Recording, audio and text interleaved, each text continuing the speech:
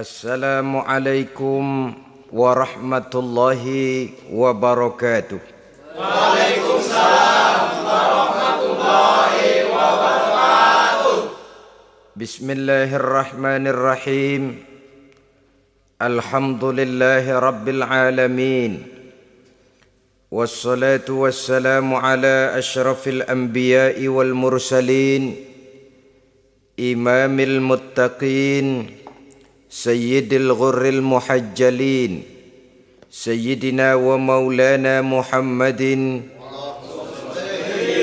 wa ala alihi wa ashabihil mujahidin at-tahirin, amma ba'du.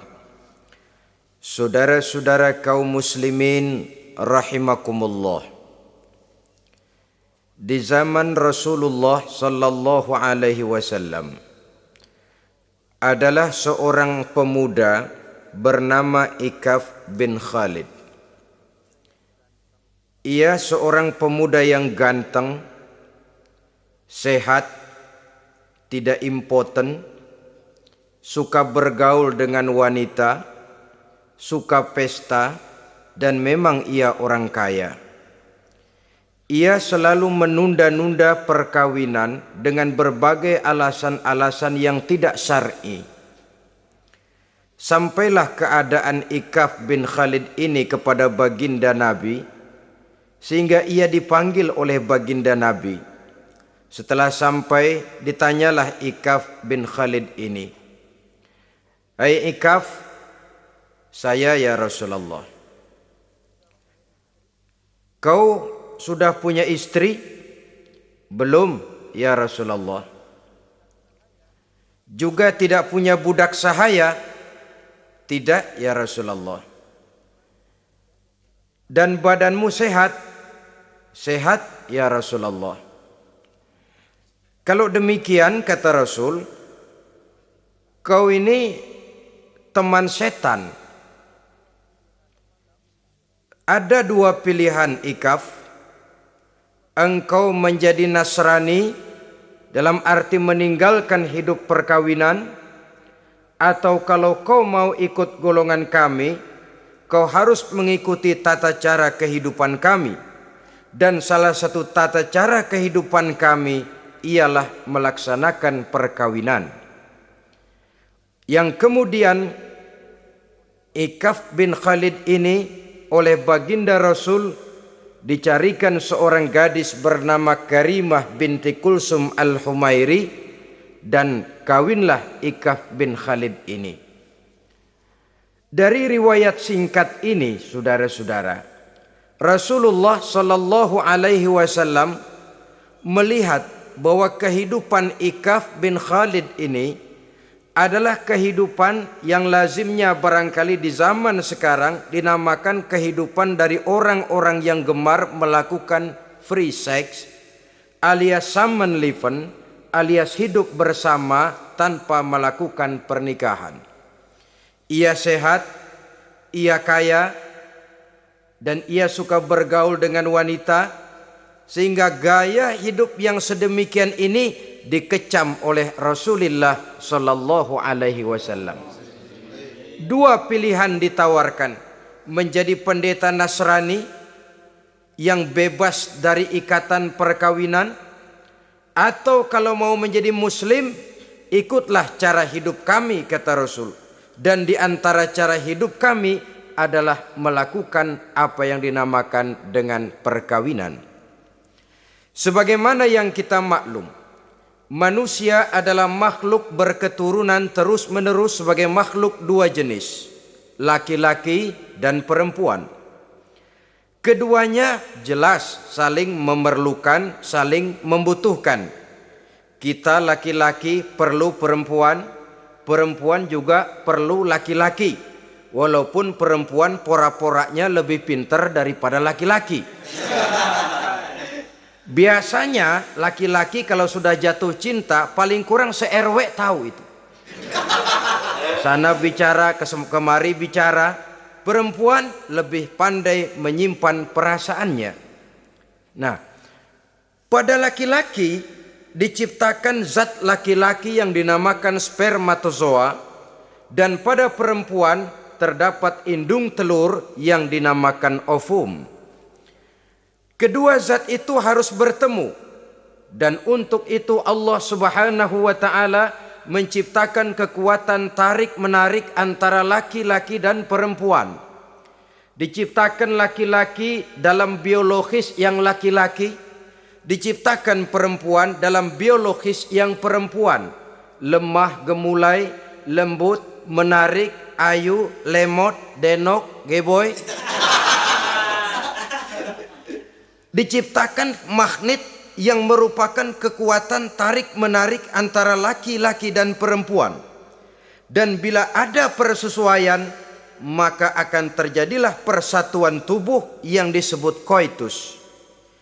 Bila pada saat itu kebetulan terjadi pengeluaran ovum, maka kedua zat itu akan bertemu di dalam diri perempuan, dan inilah yang dinamakan konsepsi, yakni permulaan pembinaan jasmaniah makhluk baru dalam rahim seorang perempuan.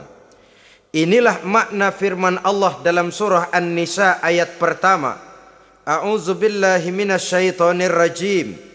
Ya ayyuhan nasu taqu rabbakumul ladzi khalaqakum min nafsin wahidah wa khalaqa minha zawjaha wa batha minhuma rijalan katsiran wa nisaa. Wahai manusia, bertakwalah kamu kepada Tuhanmu yang telah menciptakan kamu dari diri yang satu, kemudian diciptakan dari diri yang satu itu pasangannya, dan dari keduanya berkembang biaklah manusia menjadi bersuku-suku dan berbangsa-bangsa. Pada contoh lain, dari proses pembentukan jasmania makhluk manusia dalam rahim ini, Al-Baqarah 223 menjelaskan bahwa seorang laki-laki adalah seperti petani, seorang perempuan adalah seperti ladang. Petani adalah yang mencangkul sawah, menebarkan benih, sementara ladang adalah tempat bersemayam benih-benih itu, tempat dia tumbuh dan berkembang membawa manfaat bagi kehidupan ini. Dengan bahasa yang indah, Quran mengatakan, nisa'ukum harthul lakum fa'tu harthakum anna syi'tum. Istri-istrimu adalah laksana sawah ladang bagimu, maka cangkulah, datangilah sawah ladangmu menurut cara yang kamu suka. Saudara-saudara kaum muslimin rahimakumullah, belakangan ini orang sering membicarakan pendidikan seks bagi anak-anak. Menurut pendapat saya, walaupun itu diperlukan, tapi tidak harus dilakukan secara menggebu, dan masih banyak hal-hal mendesak lainnya yang lebih perlu dibicarakan ketimbang bagaimana memberikan pendidikan seks kepada anak-anak kecil. Barangkali yang memerlukan, yang sering bertanya tentang seks cuma terbatas kepada anak-anak kecil di kota-kota besar yang oleh perkembangan teknologi dan komunikasi daya pikirnya memang sudah sedemikian maju. Tapi berapa ribu jumlah anak-anak kecil yang semacam itu? Selebihnya puluhan juta anak-anak kecil yang tinggal di daerah-daerah terpencil, di provinsi-provinsi lain di luar keramaian, yang sama sekali belum perlu untuk hal-hal yang semacam itu. Haruskah cuma untuk membela yang 1.000 atau 2.000 orang ini saja, lalu kita mengabaikan yang puluhan juta adanya? Kita masih harus membicarakan bagaimana kurikulum pendidikan yang mapan. Kita harus membicarakan bagaimana sistem pendidikan yang memadai. Saudara-saudara, Quran sendiri harus kita katakan berbicara soal seks, tapi gaya bahasanya sopan. Ajaran yang terkandung di dalamnya luhur, tidak terbuka belak-belakan. Saya khawatir disalahgunakan nantinya. Maklum ya, yang namanya anak-anak, sifat yang menonjol pada dirinya itu adalah hubbut taklid, senang meniru. Apa yang dia lihat, apa yang dia baca, apa yang dia tonton, biasanya ingin dia terjemahkan dalam kehidupannya. Kadang-kadang kalau habis baca komik Superman, dia kepengen jadi Superman. Itu anak kecil. Habis baca buku Si Buta dari Gua Hantu misalnya, pengen jadi si buta dari gua hantu, nyari kayu bikin tongkat. Biasa, itu watak yang namanya hubbut taklid. Sekarang kalau kepada anak-anak semacam itu sudah diberikan pendidikan seks, saya khawatir. Kadang-kadang tidak dididik saja sudah lancar kok. Apalagi kalau sampai dilakukan pendidikan, khawatir disalahgunakan. Saya katakan tadi, Quran juga misalnya Al-Baqarah 223 ini bicara soal seks, tapi sudah lihat gaya bahasanya. Nisa'ukum harsul lakum fa'tu harthakum anna syi'tum. Istrimu adalah sawah ladangmu, cangkulah sawah ladangmu menurut cara yang kamu suka. Mau cangkul sambil mundur juga boleh.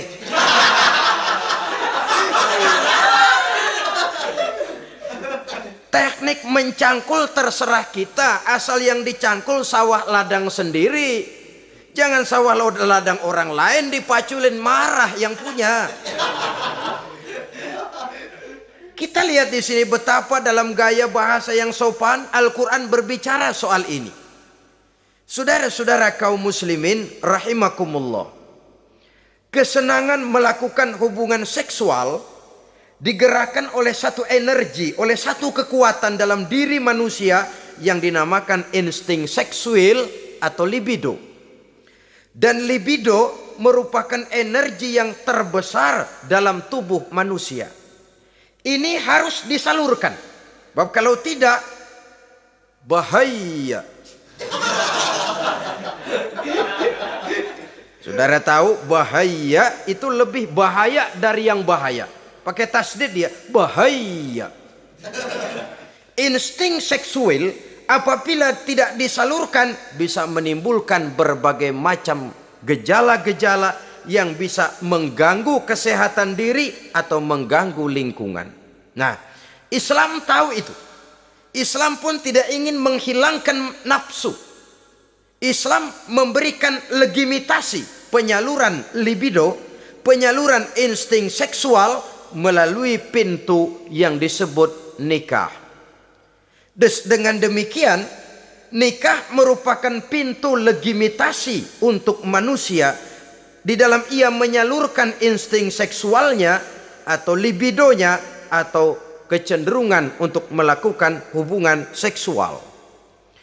Tetapi saudara-saudara, oleh karena yang dinamakan nikah tidak cuma berisi hubungan seksual, tapi juga berisi tanggung jawab dan kewajiban, berisi hak dan pengertian, berisi ketenangan dan sebagainya, maka orang pada umumnya biasanya ingin mencari resiko yang lebih ringan.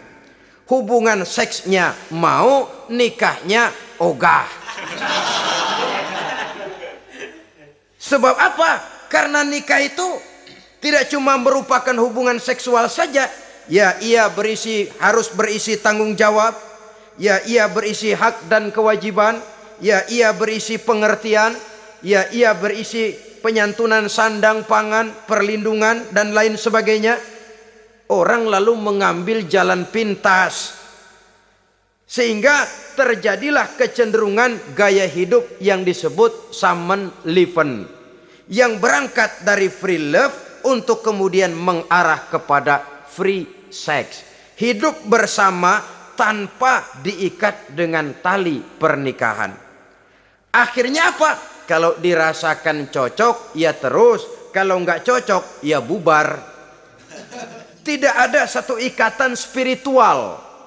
Kalau demikian halnya, maka manusia belum terlalu jauh nilainya daripada makhluk bernama binatang, yang penyaluran insting seksualnya tidak perlu diikat dengan pintu yang bernama nikah. Orang ingin mengambil jalan pintas, potong kompas, mau enak lalu tidak mau resiko. Hubungan seksualnya mau, tapi kemudian pernikahannya tidak mau.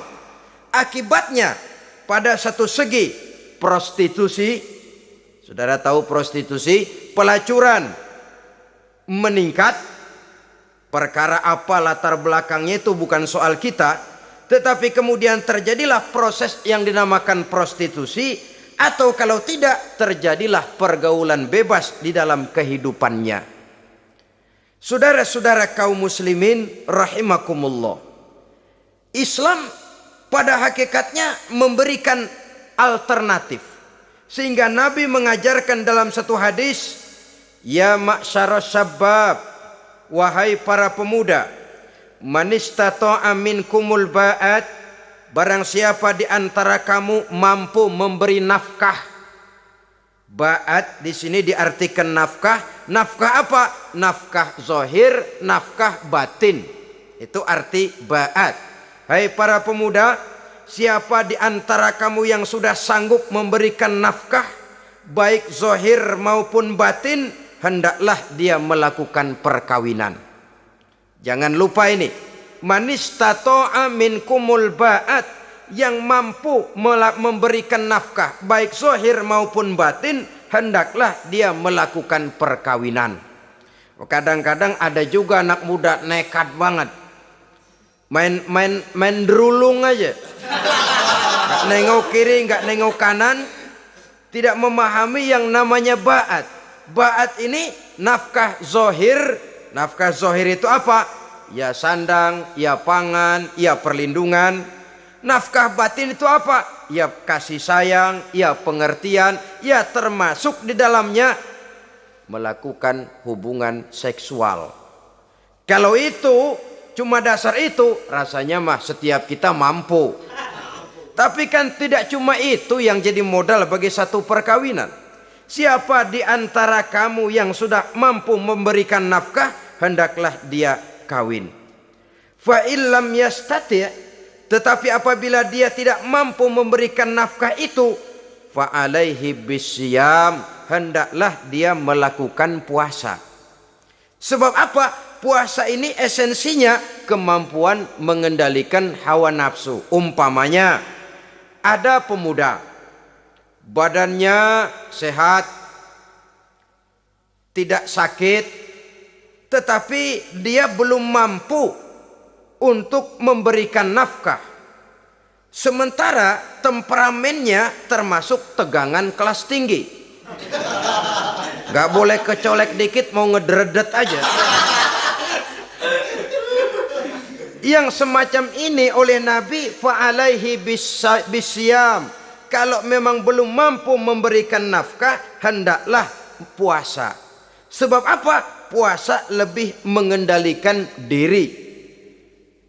Saudara-saudara, apabila puasa ini pun dirasakan juga berat, maka ada cara lain untuk menetralisir libido itu tadi, kecenderungan untuk melakukan hubungan seksual. Dengan apa misalnya? Dengan jalan melakukan olahraga.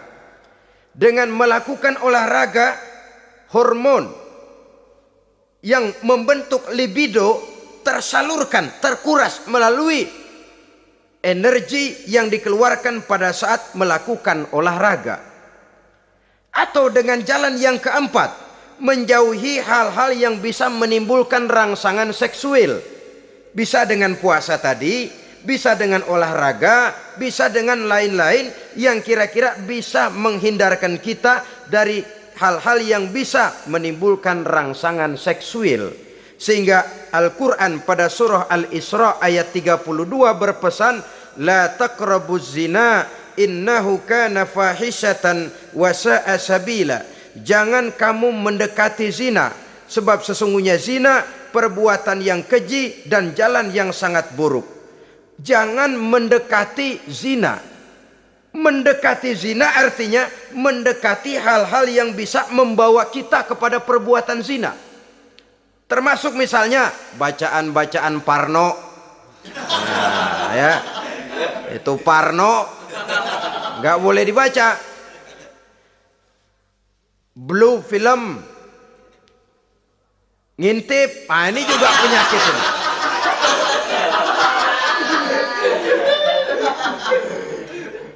Itu termasuk dalam larangan la taqrabu zina. Jangan kamu mendekati hal-hal yang bisa menyebabkan kamu jatuh kepada zina.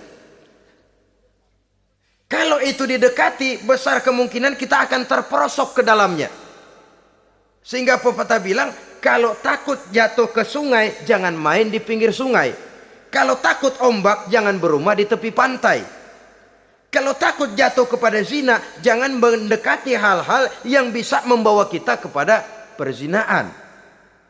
Nah, saya merasa prihatin bahwa dimanapun di dunia ini, modernisasi, kemajuan sering membawa proses pergeseran nilai. Cepatnya arus komunikasi. Apa yang terjadi di Amerika hari ini bisa kita tahu hari ini. Apa yang terjadi di Eropa hari ini bisa kita saksikan hari ini. Proses komunikasi yang sedemikian canggih membawa dampak proses pergeseran nilai dalam diri dan kehidupan manusia. Akibatnya dia banyak tahu, dia banyak melihat, dia banyak mendengar. Kalau dia tidak punya filter, dia akan mudah terhanyut oleh nilai-nilai yang menggeser dia dari tuntunan ajaran agamanya. Maka dengan demikian saudara-saudara, Islam memberikan legitimasi terhadap penyaluran insting seksual melalui pintu yang disebut nikah. Dan Islam mencela apa yang disebut samenleven, free love atau free sex alias hidup bersama tanpa melakukan pernikahan. Apa yang akan terjadi dalam kehidupan ini apabila manusia bergaul sebebas-bebasnya tanpa terikat lagi oleh norma dan kaedah kehidupan beragama? Sudah cukup banyak korban bergelimpangan dari arus yang namanya pergaulan bebas dengan dalih new morality, kebudayaan moral baru yang terlepas dari bimbingan kehidupan beragama. Saudara-saudara kaum muslimin rahimakumullah, dulu zaman kakek kita itu kalau pacaran, saudara-saudara, biasanya yang laki di luar, yang perempuan di dalam. Paling-paling pagar dibolongin. Ya, orang dulu itu kan rumahnya pakai pagar toh. Kalau sudah pagar itu bolong, si yang laki masukkan jarinya ke pagar. Nanti dipegang jari itu oleh tangan si perempuan dari dalam. Cuma beradu tangan doang, endahnya bukan main udah.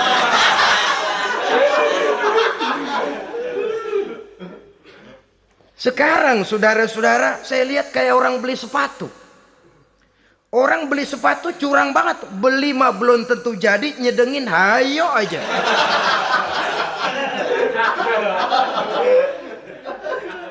Iyalah, kalau sepatu barangkali disedengin sih nggak ada bekasnya. Kalau anak orang disedengin, Allahu Akbar. Ya sedang sih sedang.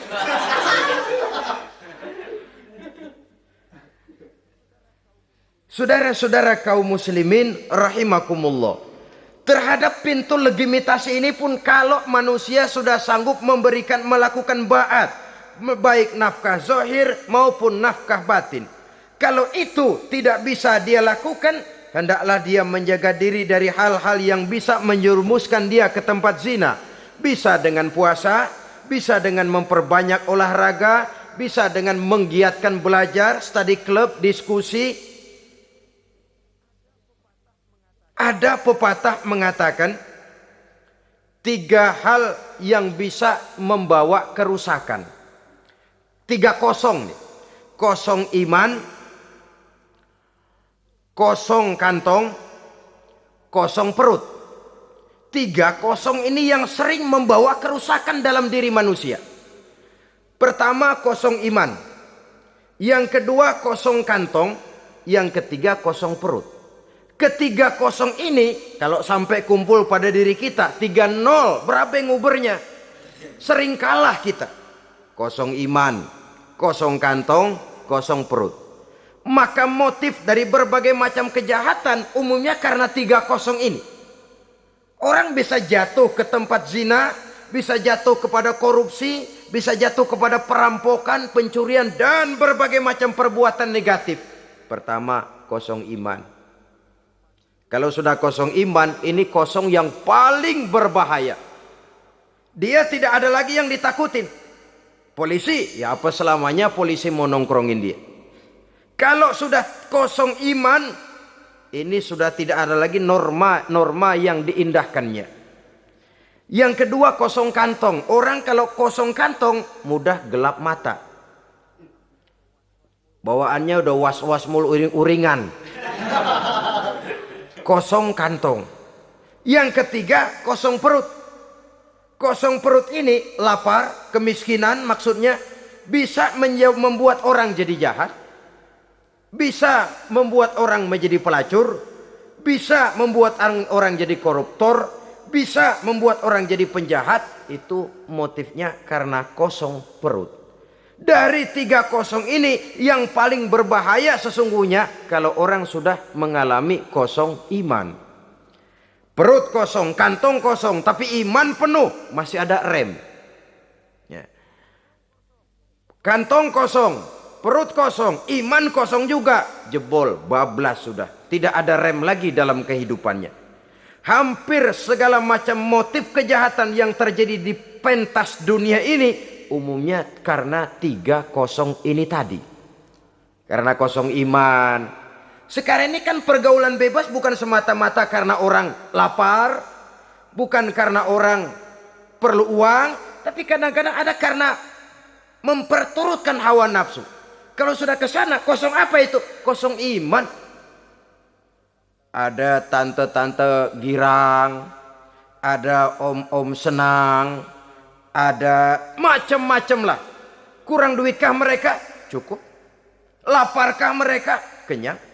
Apa yang kosong? Kantong penuh, perut penuh, iman yang kosong.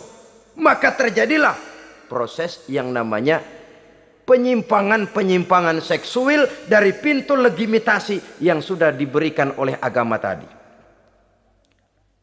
Kadang-kadang iman juga tertekan karena perut, persoalan ekonomi, atau karena memang